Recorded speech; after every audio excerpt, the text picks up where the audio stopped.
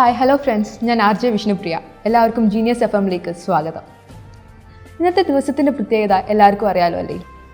അതെ, ഇന്ത്യയുടെ പരമോന്നത ഭരണഘടന നിലവിൽ വന്ന നിമിഷം, റിപ്പബ്ലിക് ഡേ. എല്ലാവരും ഇന്ന് റിപ്പബ്ലിക് ദിനം ആഘോഷിക്കുമ്പോൾ ഓർക്കപ്പെടുന്നത് നമ്മുടെ രാഷ്ട്രപിതാവായ മഹാത്മാഗാന്ധിയും അതേപോലെ തന്നെ ഭരണഘടനാ ശില്പിയായ അംബേദ്കറിനെയും ഒക്കെയാണ്. 3 വർഷത്തെ ശ്രമഫലമായാണ് ഇന്ത്യയുടെ ഭരണഘടന തയ്യാറാക്കിയത്.